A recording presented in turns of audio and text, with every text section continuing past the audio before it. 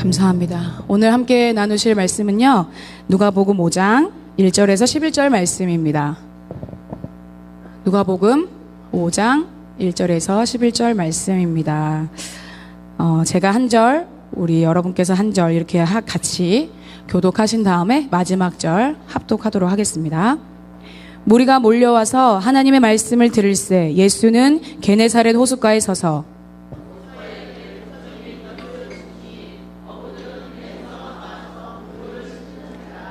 예수께서 한 배에 오르시니 그 배는 시몬의 배라. 육지에서 조금 떼기를 청하시고 앉으사 배에서 무리를 가르치시더니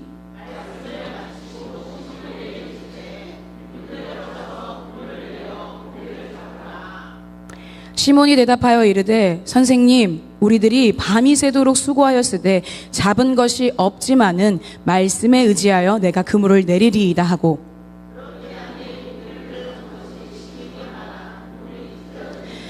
이에 다른 배에 있는 동무들에게 손짓하여 와서 도와달라 하니 그들이 와서 두 배의 채움에 잠기게 되었더라.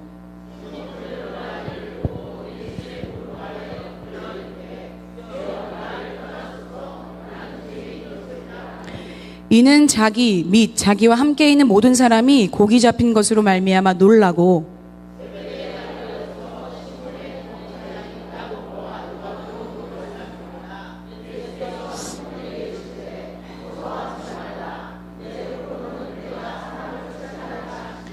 그들이 배들을 육지에 대고 모든 것을 버려두고 예수를 따르니라. 아멘. 오늘 이 말씀 가지고 말씀에만 의지하여 그물을 던지는 복된 자 바로 저와 여러분입니다 라는 제목으로 함께 마음 나누기 원합니다. 우리가 지금 읽었던 이 말씀 성경은 구원이 무엇인지, 그리고 구원은 어떻게 받을 수 있는지, 그리고 구원받은 자가 어떻게 살아야 되는지를 말씀하고 있는 게 저희들이 보고 있는 이 말씀입니다. 이 세 가지밖에 없다라고 목사님이 늘 말씀하셨어요. 저희는 믿습니다. 누구를 믿죠? 하나님을 믿습니다. 왜? 그리고 하나님께서 입에서 나오는 말씀을 저희가 믿는 거죠. 왜? 하나님을 믿으니까. 그렇죠? 그런데 이 구원이 무엇인지를 보는 이 성경 안에서 알려주고자 하는 거는 제가 생각을 해보니까 먼저는 하나님을 아는 것에서부터 시작이 돼야 되겠더라고요.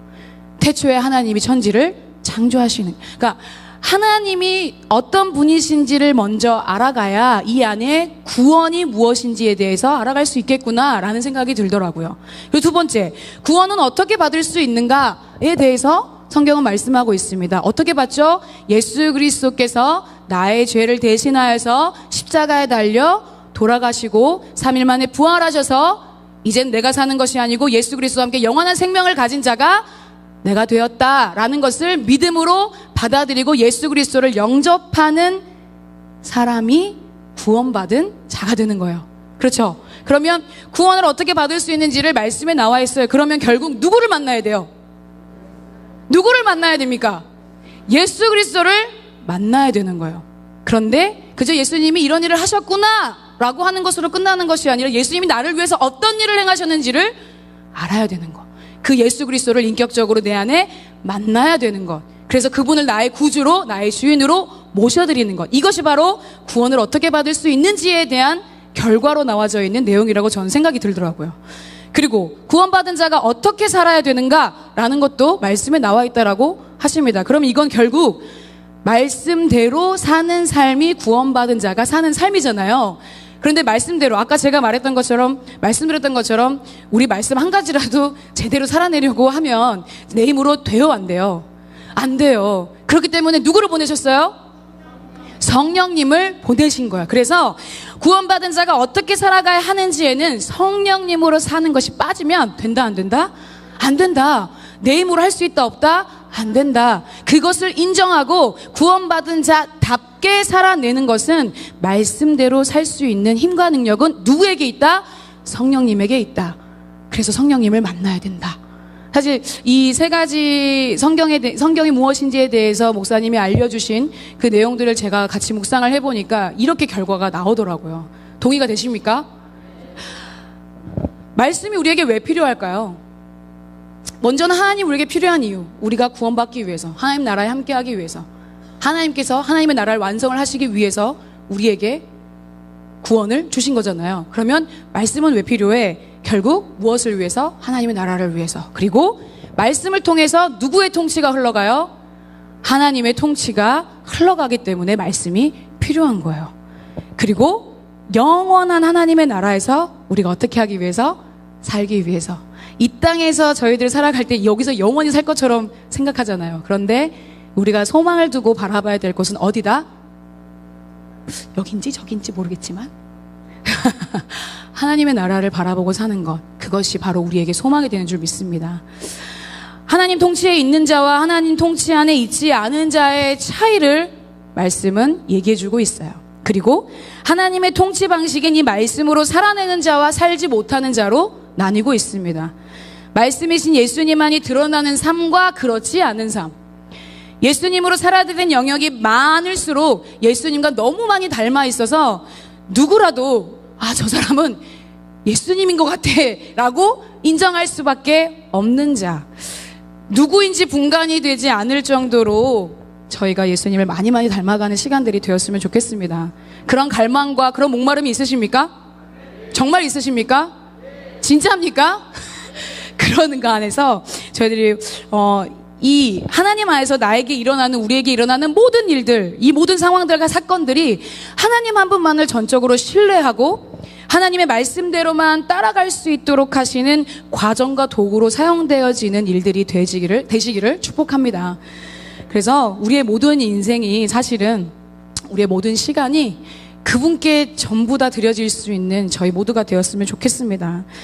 그래서 목사님 저번 주 말씀하셨던 것처럼 나와 세상의 싸움이 아닌, 그리고 하나님과 세상의 싸움이 될 수 있도록 하는 것, 그리고 어떤 상황에서도 이 일이 일어나든 저 일이 일어나든 저 사람이 됐든 어떤 문제가 됐든 어떤 환경 속에서도 나와 그것의 싸움이 아니라 하나님과 그것의 싸움으로 볼 수 있고 올려드릴 수 있는 그런 믿음을 가진 저희가 또 말할 수 있고 그걸 또 행할 수 있는 저희가 모두가 되기를 축복합니다. 하나님만이 왕이십니다. 아멘. 하나님을 자신의 구원자로 여길 뿐 아니라 왕으로, 주인으로, 대장으로, 신랑으로 여길 수 있는 믿음을 소유하는 저와 여러분이 되시기를 축복합니다. 여러분, 기적이 왜 기적일까요? 내가 이해할 수 있으면 상식, 내가 이해할 수 없으면 기적, 이렇게 생각해 보시면 어떨까요? 그리고 내가 이해할 수 없으니까 두려움이 몰려오는 거예요. 이 무슨 일이지? 이건 뭐야? 내 상식으로는, 내 생각으로는 이해할 수 없는데 라고 하는 일들이, 그것이 긍정이 되었든 부정이 되었든 기적이라는 것은 결국 긍정에 속한 것이기 때문에 이해할 수 없는 모든 일들이 일어나는 것들이 부정적으로 돌아가게 되면 그 모든 것들이, 이거는 왜 나한테만 이런 일이 일어나지? 이해할 수 없는데 저 사람은 왜 저래? 이 문제는 왜 그럴까? 도대체 이 일이 일어난 이유가 도대체 뭐야? 라고 하는 것들을 그 자리에서, 그 사람에게서, 그 문제에서 찾는 것이 아니라 누구에게서 찾는 것? 예수님을 믿는 자들은 하나님에게서 그 일을 찾는 시간들이 저희들 안에 있게 되기를 소망합니다.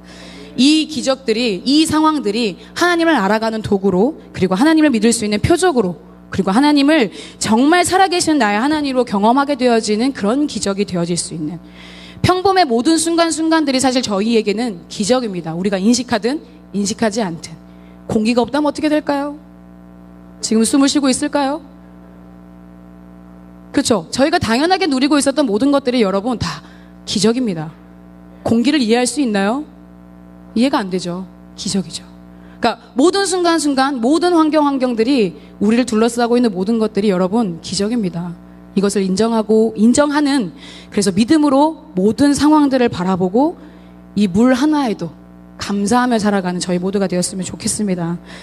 오늘 본문 말씀에서는요, 예수님 공생의 초기 사역의 말씀을 다루고 있어요. 근데 예수님께서 뭘 하셨냐면, 40일 동안 시험 받으시고, 그러니까 성령 받으시고 40일 동안 시험 받으신 후에 사역하시러 드디어 사역이 시작이 되셨을 때 귀신 들린 자들을 고치시고, 그 다음에 온갖 병자들을 고치시면서, 그리고 갈릴리의 여러 회당에서 하나님의 말씀을 전파하는 것들로 사역들이 시작이 되어졌어요.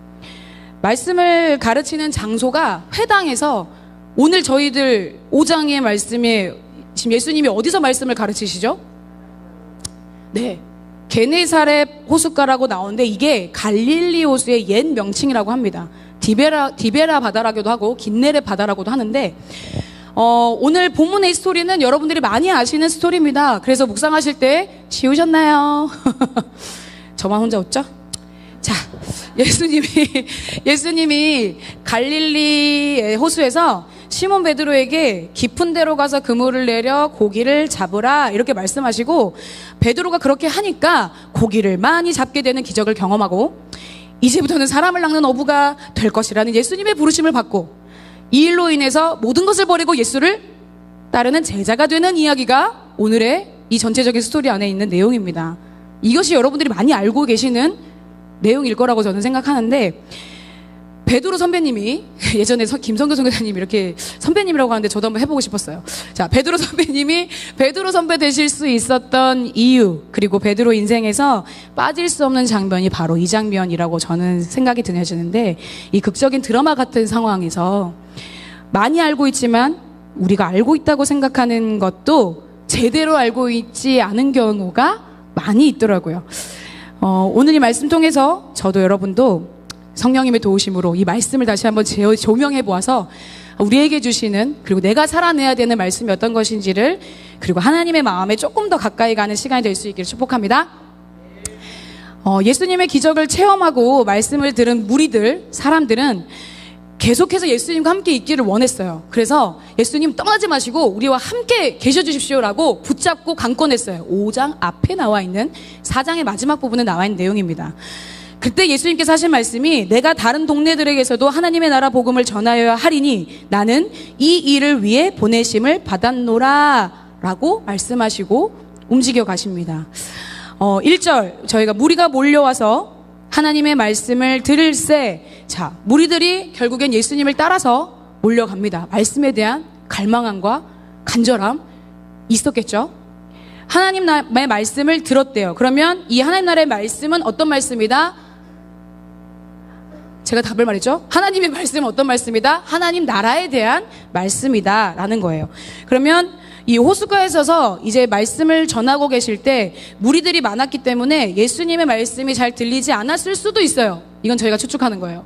않았을 수도 있어요. 그래서 잘 전달할 수 있게 하려면 어떤 방법이 있을까를 채택하신 것이 배에 오르신 것일 수도 있습니다.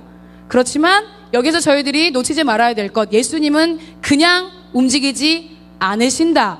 언제나 뜻이 있으셔서 작정하고 움직이시는 분이 누구시다? 예수님이다. 그렇다면 예수님이 이 게네사렛 호수에 오신 이유가 있겠죠. 단지 무리들에게 말씀을 전하기 위해서 그곳에 있으셨을까요? 그것도 중요하겠지만 이 타이밍에 이 베드로라는 이 제자를 부르기 위해서, 그리고 베드로뿐만이 아니라 나머지 제자들을 부르기 위해서 예수 그리스도의 작정하심이 사실은 여기에서 보여지셔야 된다라고 저는 생각이 들더라고요. 자, 호숫가에 배 두 척이 있는 것을 보셨습니다. 배 두 척이 있었어요. 근데 한 배는 시몬의 배, 시몬 베드로의 배, 그리고 한 배는 우리 저 밑에 나오는 야고보와 요한의 배였을 것 같아요. 동업자라고 소개하고 있어요. 자, 예수님은 그곳에서도 뭐 하셨습니까? 선택하셨습니다. 누구의 배를 선택하셨죠? 그쵸. 베드로 시몬의 배를 선택하셨어요. 예수님하고 시몬, 지금 이 상황에서 예수님하고 시몬 베드로는 아는 사이일까요? 모르는 사이일까요? 퀴즈. 땡! 아는 사이죠. 왜냐면 여러분 생각해 보세요. 그 5장 앞절 4장의 38절에 보면 예수께서 일어나 회당에 나가서 시몬의 집에 들어가시니 시몬의 장모가 중한 열병을 앓고 있는지라. 그래서 예수님께서 이 시몬의 장모의 열병을 고쳐주셨거든요. 여기서 나오는 시몬이 베드로의 시몬입니다. 그리고 예수님이 이 시몬을 또 어떻게 하셨냐면, 세례 요한 아시죠? 세례 요한의 제자 중에 안드레가 있었어요. 이 안드레가 베드로의 형제거든요. 그래서 예수 그리스도가 지나가신 걸 보고 세례 요한이 저 사람이 우리를 구원할 죄를 지고 가는 어린 양이야 라고 하는 것, 그 말씀을 듣고 베드로에게 가서 내가 메시아를 만났다 라고 하면서 베드로에게 예수님을 소개하고 그 형제를 예수님 앞으로 데리고 옵니다. 그때 시몬에게 이름이 주어지는데, 그때 주어진 이름이 바로 우리가 지금 얘기하는 베드로, 게바라고 하셨거든요. 이 게바라고 하면 이 뜻이 반석이라는 뜻을 가지고 있어요. 그래서 저희가 유명하게 아는 이 시몬 베드로의 이름의 탄생의 시작이 요한복음에 나와 있어요. 그런데 이 베드로가 예수님을 만나고 그 예수님께 이름을 부여받았음에도 불구하고 지금 뭐 하고 있어요? 고기를 잡고 있네요. 그죠? 자기의 생업. 사실 여러분 생각해 보세요. 어부의 직업을 생각해 보시면 여러분 뭐 낚시를 좋아하시는 분, 뭐 취미로 하시는 분들은 가시면 아시겠지만 낮에 낚시를 많이 하나요? 밤에 낚시를 많이 하나요? 그쵸? 뭔가를 잡으려면 사실은 바다에 나가는 경우는 거즘 밤에 많이 나가서 밤중에 새벽 사이에 일을 다 끝내고 사실은 들어오잖아요, 육지로. 그런데 지금 보시면 예수님께서 배를 보셨는데 시몬의 배에 오르셨고 육지에서 조금 떼기를 청하시고 앉으셔서 배에서 무리를 가르치셨어요. 그런데 2절에 보면 두 척이 있는 것을 보시니 어부들은 뭐 하고 있대요? 배에서 나와서 그물을 씻고 있대요. 여러분, 그러면 우리가 잘 몰라. 사실은 예전에 그냥 쑥쑥쑥 지나갔어요. 이 그물을 씻든 말든 그게 나하고 뭔 상관이지 이랬거든요. 그런데 보세요. 이미 밤중에 모든 일들을 마치고 사실은 그물을 가지고 나와서 정리하고 씻고 있었다는 얘기예요. 그러면 모든 고기를 잡는 모든 일이 끝났다 안 끝났다? 끝났다. 그러니까 그물을 씻는다라는 것은 그 다음을 준비하고 있는 거잖아요. 근데 그런 와중에 사실 시몬에게 생각했을 때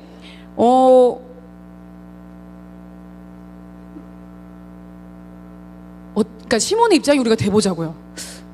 어부들의 입장이 돼봅시다. 우리가 어부는 아니지만. 그러면 이미 일이 끝났어요. 그리고 그물을 씻고 있어요. 배는 무태 올라와 있고 육지에 올라와 대져 있는 상태예요. 예수님께서 그 배에 오르셨어요. 육지에서 조금 떼기를 청하셨다네요. 그럼 여러분, 내가 그 상황이었으면 과연 육지에서 좀 떼주겠니? 라고 하시는 예수님의 말씀에 순종할까요? 안 할까요? 와, 밤새도록 고기를 잡았는데 뒤에 설명이 나오잖아요. 빈배였다고. 그죠? 밤새도록 수고하고 고기를 잡았는데도 불구하고 고기가 잡혔어요? 안 잡혔어요? 이상하네. 오늘따라 왜 고기가 안 잡히는 거야? 라고 하면서 사실 돌까요? 안 돌까요? 왜? 자기가 먹고 사는 것하고 관계되어져 있기 때문에 고기를 잡지 못한 것에 이 베드로의 감정과 상태는 어땠을까요? 좋았을까요? 아니, 나 같으면 어떻겠냐는 거예요. 좋았을까요? 안 좋았겠죠? 그쵸? 생각해보세요. 꼭 이게 고기를 잡아서 여러분들이 지금 하고 있는 일, 여러분들이 지금 잡고 있는 내 생계를 위해서 하고 있는 모든 일들 안에서 진짜 오늘따라 일이 안 풀리네 라고 하는 날이야. 제가 지금 그 표현을 좀 약하게 해서 그렇지 아마 옆에 이렇게 난리가 났을걸요? 그물을 씻으면서 내 인생은 왜 이따구야 막 이러면서 그러지 않았을까요? 제가 너무 오버했나요? 아니, 그러니까 그러지 않았겠어요? 그러니까 지금 베드로의 상태가 그렇다는 거예요. 그쵸? 그런데 예수님께서 베드로에게 배를 좀 떼줘! 라고 하는 것이 아니라 청하셨다라고 나와요. 여기서도 좀 보면 예수님의 성품과 인격이 보이더라고요. 그러니까 청하셨어. 부탁했다는 얘기예요. 근데 감사한 건 이 시몬이 그래, 내가 그때 만난 예수님, 그리고 우리 장모의 병도 고쳐주신 예수님, 그래, 뭐 무태 잠깐 띄워주는 건데 배야 뭐 그냥 가만히 있는 거고 해드리는 거 해드릴 수 있지 라는 마음으로 했을 수도 있어요. 그래서 육지에서 떼어져서 예수님이 그 배에서 말씀을 전하시게 됐어요. 근데 그 배에 베드로가 탔을까요? 안 탔을까요? 탔겠죠. 그러니까 예수님께서 깊은 데로 가서 그물을 내려 고기를 잡으라 라고 말씀하시지 않으셨겠어요? 그러면 예수님 옆에 있었네요. 그죠? 그 배에 함께 타고 있었어요. 자, 그래서 배에서 무리를 가르치셨대요. 그러면 계속해서 말씀드립니다. 예수님께서는 뭘 가르치셨다고요? 하나님 나라의 복음, 말씀을 가르치셨어요. 그러면 베드로는 이러든 저러든 배에 같이 타고 있기 때문에 그 말씀을 들어요, 안 들어요? 먼저 들어야 돼. 그러니까 예수님 복음을 들어야 돼요. 자, 그러면 예수님께서 말씀하신 하나님 나라의 복음의 말씀을 듣게 됐어요. 육지에서 떼어져 있기 때문에 이분이 말씀이 끝나지 않으면 난 집에 갈 수가 없어. 베드로 입장에서는. 그렇기 때문에 말씀을 끝까지 들었겠죠. 그리고 나서 예수님께서 뭐라고 하셨어요? 시몬에게 말씀을 가르치기를 마치신 다음에 시몬 베드로에게 뭐라고 하셨어요? 깊은 데로 가서 그물을 내려 고기를 잡으라 라고 얘기했어요. 자, 다시 한번, 자, 첫 번째 배를 떼어주세요 라고 하는 예수님의 청에는 그래, 그럴 수 있어. 내 인간적인 생각과 내 인간적인 의지로 떼어드렸습니다. 그런데 두 번째, 얼토당토 않는 말씀을 하시는 거예요. 여러분, 생각을 해보십시오. 지금 예수님의 말씀이 말이 되나요? 밤새도록 고기를 잡았는데도 못 잡았다니까. 그쵸? 그리고 우리는 이제 그 다음 날을 준비하려고 그물을 씻었다니까? 그물도 다 씻어버렸어. 근데, 그래, 오케이, 배까지 떼어드는 건 할 수 있어. 그런데, 그물을 내리라고요? 그런데, 깊은 데로 가라고요? 여러분, 저도 잘 모르지만, 낚시에 대해서, 어부의 삶을 제가 잘 모르지만, 깊은 곳에 가면 물고기가 있나요? 글쎄요. 그렇죠. 그렇죠. 그러니까 글쎄. 그러니까 감사해요. 반응. 자, 그래서 현재 상황이 어떤지 베드로가 지금 자신의 상황을 얘기를 하는 거예요. 그래서 선생님, 우리들이 밤이 새도록 수고하고 애쓰고 노력했는데 잡은 것이 없어요. 사실 저희는 만약 예수님께서 이런 얼토당토하는 어이없는 말씀을, 그러니까 생각해보세요. 온 밤을 새가면서 이제나 잡힐까 저제나 잡힐까 밤새도록 수고하고 열심히 그물을 내리고 던지고 밤새도록 얼마나 많이 내리고 던지고 내리고 올리고 하셨겠어요. 그런데 또 기대함으로 이번에는 잡히겠지. 그런데 올라오니까 빈 그물 다시 던져. 이번에 그물 저기 가서 던져볼까? 던져. 그 빈 그물 계속해서 고기 한번 이상하다. 한 마리라도 잡힐 법도 한데 한 마리도 눈꽃만치도 안 보이네? 라고 생각하는 베드로의 상황이었어요. 그리고 베드로는 어부라서 이 갈릴리 바다의 상황을 빠삭하게 알고 있겠죠. 잔뼈가 굵은 사람이었어요. 어부의 생활에서, 생선을 잡는 것에 있어서. 어디에 그물을 던지면 물고기가 많고 어디에 그물을 내리면 내가 풍족하게 먹고 누릴 수 있는지를 알았던 사람이란 말이에요, 베드로는. 그런데 베드로 입장에서 보면 아무것도 모르는, 심지어 예수님의 전직은 뭐였죠? 목수요. 전직이라고 하니까 되게 의식이지. 아니, 이러니까 쉽게 얘기하자는 거지. 전직이 목수였잖아요. 목수하고 어부하고는 너무 다르지 않아요? 그렇죠? 그러면 아무것도 모르고 고기라고는 잡아본 적 없는 사람이 지금 경험도 없는 사람이 전문가한테 지금 얘기하는 거 아니에요? 그렇죠? 그러니까 전문가한테 얘기하는 거야. 자신의 생계를 책임지는 그런 중요한 일을 하는 사람한테. 그리고 진짜 고기를 잡으려면 밤이 최적인데 밤을 새우게 잡았는데도 없었어. 그런데 지금 아침인데 낮인데 고기를 잡으러 가래. 이 간밤의 헛수고를 다시 반복하고 싶을까요? 나라면 어땠을까 생각해 보자는 거예요. 저 안 하고 싶을 것 같아요. 예수님, 아니요. 저 정말 이 상황이 이러니까 그냥 오늘은 아닌 것 같아요. 내 생각과 내 상식으로는 지금 상황에선 고기를 잡을 수 있다 없다? 없다. 그러니까 베드로 입장에서는 이 비상식적인 말씀을 지금 들은 거예요. 그런데 어부로서의 상식과 방식에 어긋나는 말씀, 깊은 데로 가서 그물을 내려 고기를 잡으라 라고 하는 말씀에 우리의 이 베드로는 어떻게 했나요? 순종했죠. 잡은 것이 없지만은 는이 붙었어요. 많은. 자, 여러분, 우리의 모든 삶에서 지금 상황이 이렇잖아요, 주님. 지금 상황이 이렇게 되어졌는데 제가 뭘 더 할 수 있겠어요? 그러고 기도하고 그냥 끝. 우리의 입술에서 내 상황은 이렇지만은 주님께서 하신다면 하실 수 있습니다라는 고백이 사실 저희들의 믿음의 기도가, 삶이 거기까지 가야 된다라고 생각합니다. 그러면 베드로는 참 감사했어요. 참 열심히 사는 사람이었어요. 참 수고도 많이 하고 성실한 사람이었다고 생각해요. 그런데 베드로가 그 배에 타서 누구의 말씀을 들었어요? 예수님께서 하나님 나라의 복음에 대해서 얘기하는 말씀을 들었잖아요. 말씀을 들은 이후에 베드로의 생각이 변화가 된 거예요. 그 이후에 베드로의 마음이 변화가 된 거예요. 그래서 내 상황은 지금 이렇지만은 주의 말씀에 의지하여 내가 그물을 내리겠습니다 라는 귀한 고백이 여러분들이 아는 유명한 이 고백이 나오게 된 거예요. 아까도 저희가 찬양도 했잖아요. 실패한 상황이에요.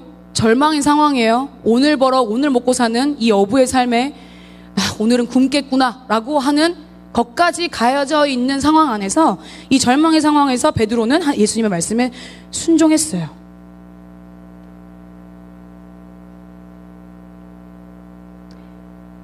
말씀을 가르치신 후에 예수님께서 어떤 말씀하셨는지 여기 자세하게 나와 있지는 않지만 하나님 나라의 복음의 말씀을 전했다라는 거, 결국에 회개하라, 천국이 가까이 왔다 외치셨잖아요. 그리고 그의 나라와 의를 구하라. 아마 이런 말씀들이 읊어졌을 것 같아요. 그러면 베드로의 믿음을 보시기 위해서 예수님은 이 상황을 이용하시고 시험해 보신 거라고 생각해요. 그러면 저희들의 상황 가운데서도 하나님이 우리의 믿음을 확인하시기 위해서 사용하시는 사건과 일들이 있다는 거예요. 그럴 때 내가 무엇을 선택하겠는가? 아까 얘기했던 할 수 없어요 라고 끝내버릴지, 그렇지만은 주님 말씀하시면 내가 순종하겠습니다로 갈 것인지. 그러더니 베드로가 말만 한 게 아니에요. 그렇죠? 그물을 내리겠습니다 라고 말만 하는 게 아니에요. 말만 한 게 아니라 그렇게 하니가 그 다음 구절에 나옵니다. 바로 그렇게 말씀에 순종해서 뭘 했어요? 행동으로 증명했어요, 자신의 믿음을. 여러분, 여기서도 생각해 봐야 될 거, 하나님 제가 이렇게 하겠습니다, 또는 누군가에게 내가 이렇게 해볼게. 작심삼일이라는 말이 괜히 나왔을까요? 작심삼일을 한 골백 번 하죠. 그럼 뭔가 일어나지 않을까? 일이? 그죠? 작심삼일, 3일 끝나서 다시 또 작심해. 그래서 3일 또 지나가. 작심해. 3일 또 지나가. 그렇게 쭉쭉쭉 가다 보면 뭔가 일어나지 않을까요? 그래서 요즘에는 일어난다니까 작심삼일을 계속하면 돼요. 여러분, 생각을 해보세요. 작심삼일을 계속 하시면 돼요. 그렇지 않아요? 3일 지나고 또 작심하고, 3일 지나고 작심하고, 3일 지나고 작심하고, 그게 쌓이다 보면 뭔 일이 일어나지 않을까요? 요즘 세상은 작심삼일을 아주 평생을 하자 이런 얘기를 많이 하더라고요. 그러니까 저희가 말로만 내뱉는 일들이 내 삶에 얼마나 많이 있었는지를 좀 돌아봤으면 좋겠습니다. 저부터서. 그렇게 행하는 게 중요한 거예요. 진짜 말했으면, 진짜 그게 맞다고 여기면 믿음으로 행하는 거. 믿음은 말로만 하는 것이 아니라 진짜 그렇게까지 가서 행동했을 때까지가 믿음인 거예요. 그냥 믿습니다 라고 말만 하는 게 아니라 그 믿습니다라는 말에 근거가 내 행동으로 동반되어야지만이 이 믿음이 진짜구나 라는 거를 알 수 있게 되는 거예요.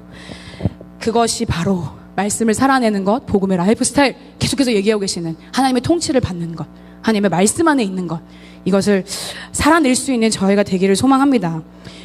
그렇게 하고 나니, 그대로 하니 어떻게 됐어요? 그 다음에 어떻게 됐나요? 고기를 잡은 것이 얼마나 많았대요?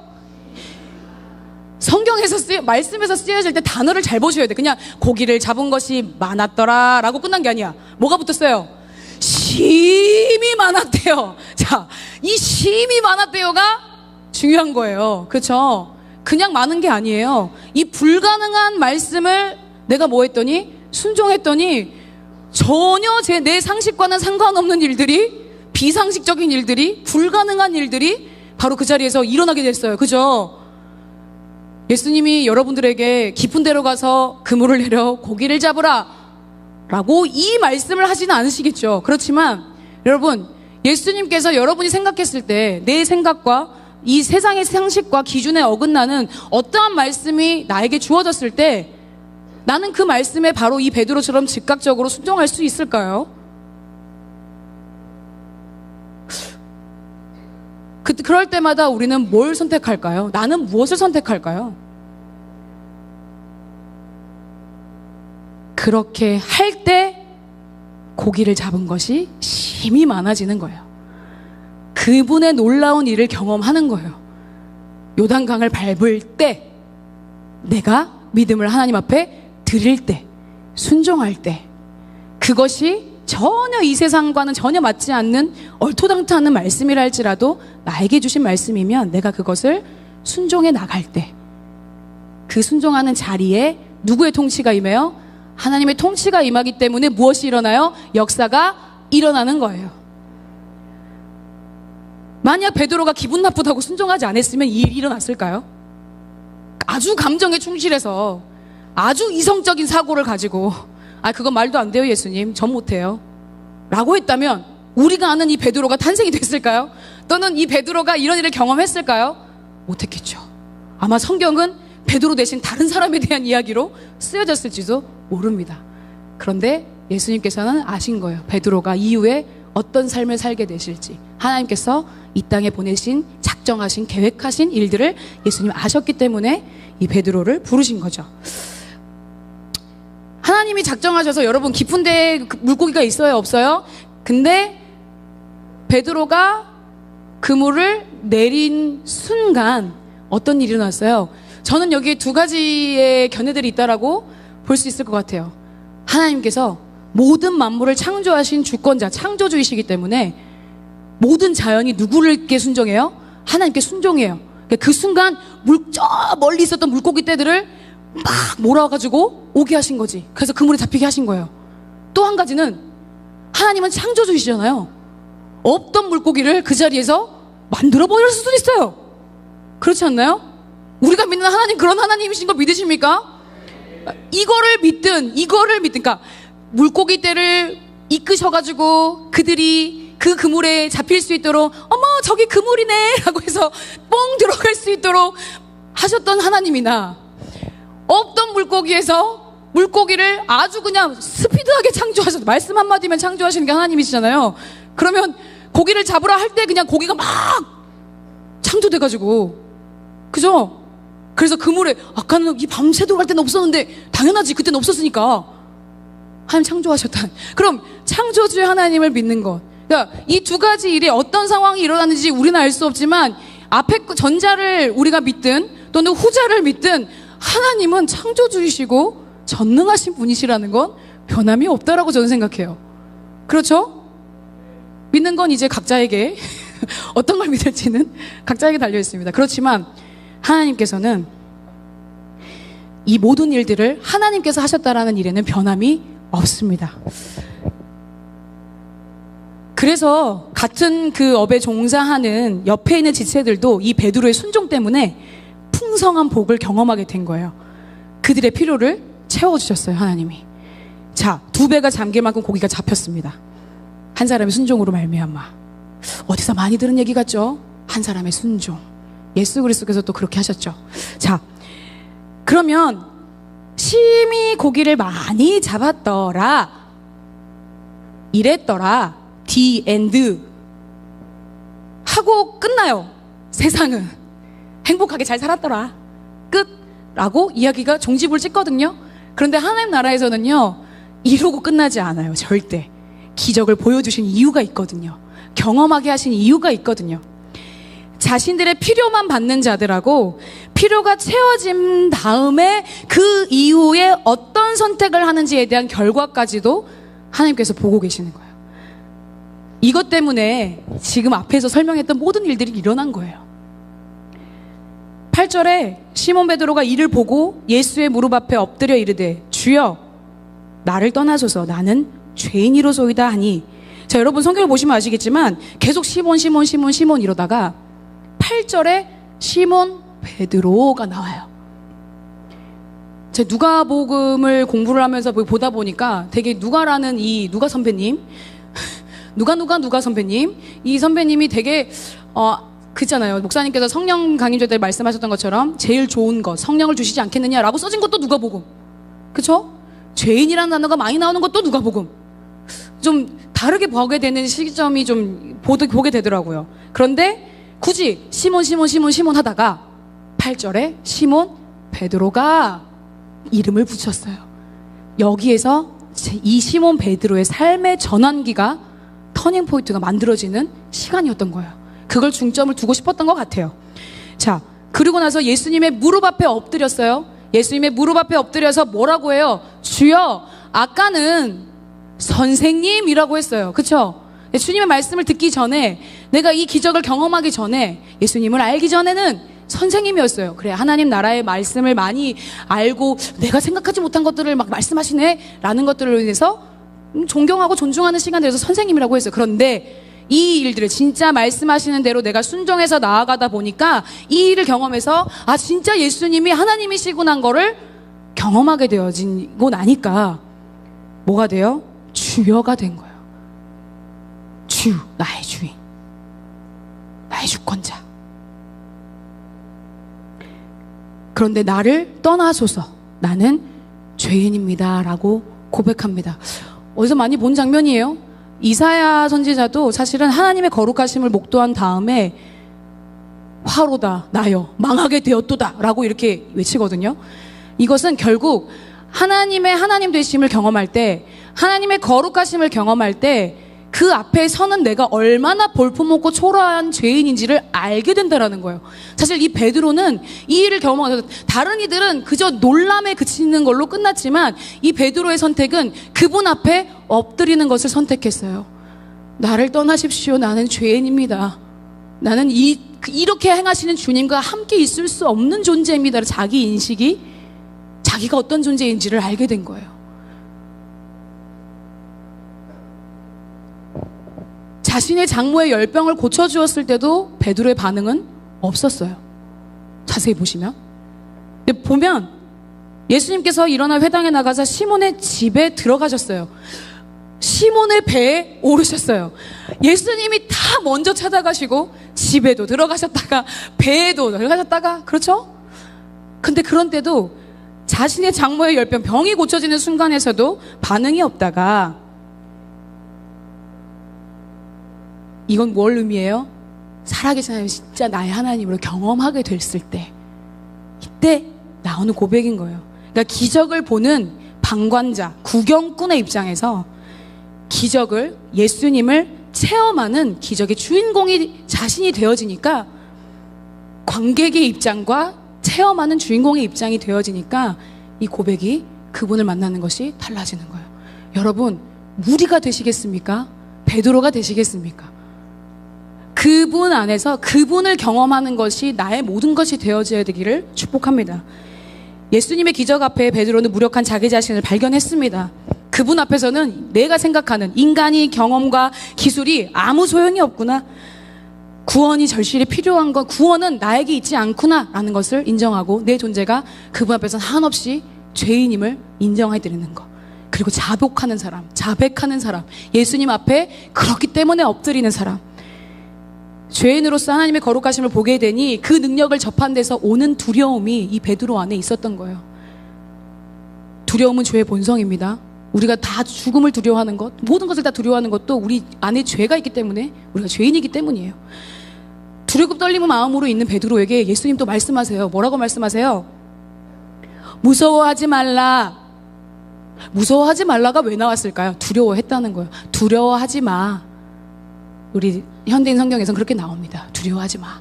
전 여기서도 사실 정말 한 사람을 향하신 예수님의 마음이 느껴졌어요. 예수님은 이런 분이십니다. 두려움에 떨고 있는 우리에게 두려워하지 마. 이제 후로는 내가 사람을 취할 거야 라고 얘기합니다. 다른 사복음서에서도 사람을 낚는 어부가 되게 하리라, 될 거야 라고 이렇게 얘기를 하시거든요. 우리는 알죠. 이후에 베드로의 삶이 어땠는지. 예수님이 승천하신 후에 오순절 그 사건이 있기 전까지 10일 동안 함께 모여서 기도했어요. 성령을 달라고. 진짜 내 힘으로 안 되는 거. 결국에 예수님을 3번 부인하고 실패한 자리에 있었던 이 베드로가 오순절에 성령을 받은 뒤에 어떻게 됐어요? 밖으로 나가서 예수 그리스도의 부활을 증거했어요. 첫 설교 때 3,000명이 예수님을 믿게 됐어요. 여러분, 거짓말, 그러니까 이게 3,000명이라고 하는 거 여러분 한번 생각해 보십시오. 와, 저는 우리 공동체 또는 나는 예수님의 복음을 한 사람에게라도 전하는데 될까 말까, 복음이 그 사람에게 받아들여질까 말까인데, 이 베드로는요 어마어마한 거예요. 첫 설교 이후 성령님께서 강권하심 속에서 일어난 일 후에 3,000명이 예수님께 돌아왔대요. 그리고 그 뒤에도 또 5,000명이 주님께로 돌아왔대요. 놀라운 일들이 일어난 거예요. 이게 사실입니다. 우리가 믿는 하나님이 이런 하나님이십니다. 삶의 목적이 바뀌는 순간이 지금 이 순간인 거예요. 먹고 살기 위한 생계를 이어나가는 것에서 하나님의 나라를 이어가는 것으로 베드로는 변화되었어요. 생명을 받은 자에서 이제는 생명을 주는 자로 이후의 베드로의 삶이 그렇게 변화되었습니다. 결국 이제 후로는 내가 사람을 취하리라 라고 하셨던 예수님의 말씀, 결국 하나님 나라의 완성을 예수님께서는 말씀하고 계시죠. 근데 하나님 나라가 완성이 되려면 결국 백성들이 돌아와야 되고 영혼이 구원되어져야 돼요. 영혼에게 복음을 전해야 되거든요. 그런데 그냥 영혼에게 복음을 전하는 게 아니라 저는 조금 더 여기에서 그러니까 예수님을 닮아가는 과정과 내 안에 예수님으로 삶을 살아낼 수 있는 자들, 진정한 예수 그리스도의 제자된 삶을 살아내어졌을 때 사실 그 결과 마지막에 도달하는 목표는 결국 영혼이 구원되어지는 거더라고요. 그런데 우리는 그냥 영혼이 구원되어지는 그 결과로 점핑하는 거야. 이러한 전체 내용 안에서 조금만 더 깊이 들어가 볼게요. 어부에게 그물은 나의 의식주를 해결할 수 있는 도구였잖아요. 그물을 누가 어떻게 무엇을 위해 사용하는지에 따라서 쓰임이 다르겠죠. 올무가 되어질 수도 있어요. 누군가를 잡아매는. 그쵸? 그러니까 눈에 보이는 그물일 수 있고 유형의 그물일 수 있고 무형의 그물일 수도 있습니다. 제 말씀을 묵상하면서 나가는데 그물 자체가 내가 중요하게 여기는 것, 이거 없으면 나 죽어, 이거 없으면 나 못 살아 라고 하는 게 그물이더라고요. 그럴 수도 있어요. 그리고 또는 내가 중요하고 좋아하고 가치 있게 여기는 것, 내가 놓지 못하는 것, 그것이 그물이 될 수도 있어요. 또는 무형의 그물로서 내 입에서 나오는 말, 내가 하는 표정, 행동, 내 삶에 보여지는 모든 것들이 그물일 수 있어요. 그물을 내려서 고기를 잡아야 되는데 다른 것을 잡게 되어지는 경우가 많다는 거예요. 우리의 삶에. 그물이 하나님 나라의 완성을 위해서 드려지는 나의 은사, 내게 주신 달란트, 나의 재능, 내가 할 수 있는 것, 내가 잘한다라고 여기는 것 일 수도 있어요. 근데 그것을 하나님이 쓰실 수 있도록 하느냐는 거가 문제인 거예요. 또는 그 그물이 여기 말씀에 나왔던 것처럼 다른 사람들을 주님께로 이끄는 십자가 복음이 될 수도 있어요. 예수님을 전하는 도구로 그물이 사용되어질 수 있다는 거예요. 그런데 이 그물이 복음이 되었든 말씀이 되었든 내가 중요하게 생각하시든 아니면 무엇이든 그 무엇이 되었든지 간에 그 그물을 통해서 하나님의 나라가 건져져야 되는 거. 무엇을 하든지 하나님의 나라가 건져져야 되는 것. 무엇을 하든지 하나님의 영광이 드러나게 되어지는 것. 건져지는 것. 내 삶에서, 우리의 삶에서. 그리고 그게 나의 무기가 될 수 있는 거예요. 아까 얘기했던 말씀과 성령으로 나의 무기를 잡는 것. 그물이 성령과 말씀이 될 수도 있는 거예요. 그물을 씻는 것, 정비하는 거잖아요. 내 그물을 잘 쓸 수 있도록 정비하는 것, 손질하는 거잖아. 그럼 나는 나에게 있어서 그물은 뭔지, 그럼 내 그물은 내가 어떤 것을 갈고 닦아야 되지, 내가 어떤 것에 집중하고 내가 어떤 것을 던져야 되고 내려야 되지 라고 하는 것을 생각해 볼 수 있겠더라고요. 자, 그물을 던져야 되는 곳, 그렇다면 깊은 곳, 그 깊은 곳은 어딜까요? 깊은 데로 가라고 하는데 베드로는 깊은 곳이 어딘지를 알았어요. 여러분, 하나님께서는, 예수님께서는 여러분이 모르는 곳으로 가라고 하지 않으셔요. 여러분들이 익숙하고 또는 여러분들이 가기 꺼려하는 곳, 또는 그 깊은 곳이 나를 둘러싸고 있는 상황과 환경일 수도 있고요, 문제가 있는 곳일 수도 있고요, 내가 넘어야 할 산일 수도 있고요, 하나님보다 더 크게 보이는 곳일 수도 있어요. 그리고 더 나아가서는 그물을 던져야 되는 그곳이 내가 될 수도 있어요. 나의 내면이 되어질 수도 있어요.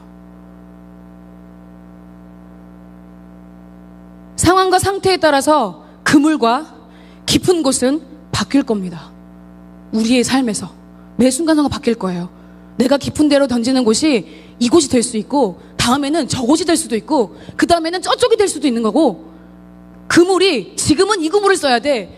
근데 지금은 이 그물을 써야 돼. 이때는 이 그물을 써야 돼. 이 그물을 내려야 돼. 바뀔 수도 있는 거예요. 말씀에 도 의지하고, 세상에 도 의지하고, 말씀에 도 의지하고, 내 경험과 내 지식에 도, 내 힘에 도, 내 능력에 도 의지하고, 말씀에 도 의지하고, 남편 도 의지하고, 아내 도 의지하고, 자녀들 도 의지하고, 나를 둘러싸고 있고 나라는 사람을 만들어내는 것도 의지하고. 근데 하나님께서 우리에게 원하시는 거는요, 말씀에만 의지하기를 원하십니다. 말씀만이 우리에게 정답이고 말씀만이 나를 살리는 일입니다. 말씀이신 예수 그리스도만이 우리가 의지해야 될 분이십니다.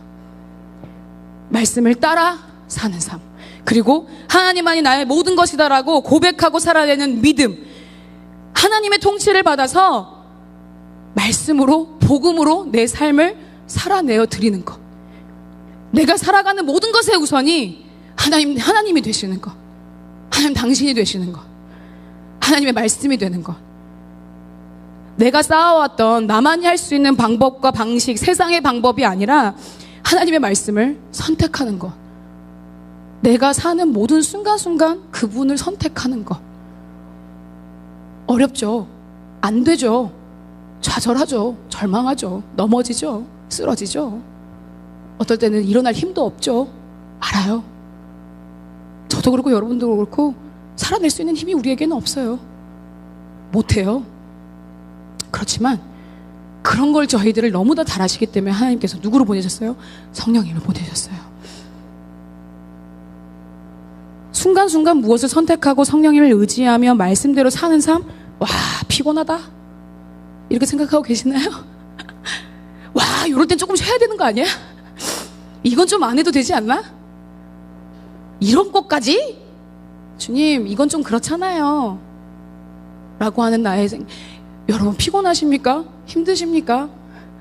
피곤하다고 힘들다고 생각하는 것 자체부터가 지금 문제라는 생각 안 드십니까? 여러분, 우리의 삶에 사는 방식은 하나님의 말씀대로 살 때만 복이 있는 거예요. 하나님의 말씀대로 살 때만 우리에게 그분이 임하시는 거예요. 그분의 나라가 오는 거예요. 예수님을 믿어서 정말 영원한 생명을 가진 자가 정말 맞다면 그렇게 사는 게 맞는 거예요. 하나님 나라와 상관없는 곳에 그물을 던지지 마세요. 우리 너무 계산적이에요. 너무 생각 많아요. 이렇게 하면 되지 않을까? 아, 이렇게 하면 나한테는 손해인데? 아, 이렇게 하면 좀 아니지 않아? 아, 그건 아니지 라고 하는 부분들이 우리 안에 너무 많이 있습니다. 깊은 데로 가서 그물을 내려 고기를 잡으라 라고 하실 때 그 배에 누가 타고 계셨죠? 예수님이 타고 계셨죠. 예수님이 쭉 함께 하셨습니다. 그런 것처럼 저희와 안에 예수님이 쭉 함께 하십니다. 너의 힘으로 노력으로 해봤잖아. 밤새도록 그물 내려봤잖아. 잘 됐어? 안 됐지? 내가 있어야 가능한 거야. 예수 그리스도 성령님 우리 안에 있어야만 가능한 거야 라는 걸 예수님은 이 일들을 통해서 베드로에게 또는 저희에게 말씀하고 계시는 거라고 생각합니다. 예수님은 지금도 계속해서 비상식적인 말씀으로 우리들에게 말하고 있습니다. 근데 그 상식적이라고 생각하는 것도 이 세상에서 주어지는 상식인 거 아시죠? 우리가 바꿔야 될 것, 말씀으로 나의 상식이 되어지는 것, 나의 기준이 말씀이 되어지는 것. 예수님은 그 말씀을 따라 살 건지 말 것인지 오늘도 우리의 믿음이 커지기를 원하십니다. 그물을 누가 내립니까? 누가? 주님이, 내가. 제가 원하는 대답은 내가예요. 그물은 내가 내려. 결국엔 내가 내리리이다. 내가 내리는데 그 내가 안에 누가 계시는 거예요? 예수님, 성령님, 하나님이 계실 때. 그러면 나는 완전히 죽고 없어져서 내 안에 누가 그물을 내리시게 해드리는 것? 예수 그리스도께서 내리실 수 있도록 해드리는 것. 십자가의 죽음과 부활에 완전히 연합된 자로 저희 모든 공동체가 생명이신 예수 그리스도께서 하실 수 있도록 우리의 주권을 내어드리고 그분이 나의 통치자, 나의 주권자, 나의 삶의 모든 것이 되어진다라고 고백해드리는 오늘의 이 시간이 되어지기를, 또 일주일의 시간에 이 말씀을 가지고 하나님, 나의 그물은 무엇입니까? 내가 잡아야 할 고기가 무엇입니까? 내가 가야 할 깊은 곳은 어디입니까? 당신의 말씀에만 의지하는 저와 여러분이 되시기를 소망합니다. 주 예수 그리스도의 통치 안에서, 임재 안에서 하나님이 함께 하신다라는 것을 믿는 믿음 안에서 내가 아닌 예수로 움직일 수 있는, 전혀 이해할 수 없고 나의 상식과 기준을 넘어서는 일들을 할지라도 주님 말씀하시면 내가 당신의 말씀에 의지하여 그물을 내리겠습니다라고 고백하는 그런 귀한 고백의 시간이 저희 공동체 안에 있게 되어지기를 축복합니다. 이 시간 함께 기도하겠습니다. 그런 믿음과 마음을 가지고 하나님, 주님 안에서 내가 어떤 존재임을 이 시간 인식합니다. 하나님의 거룩하심 속에, 하나님의 그 놀라우신 능력 속에 하나님, 내가 먼저 당신의 말씀을 순종하고 의지하여 그물을 내릴 수 있는 자들로 하나님 우리를 세워주십시오. 우리 그러한 마음과 가지고 주님을 세 번 외치면서 함께 기도하겠습니다.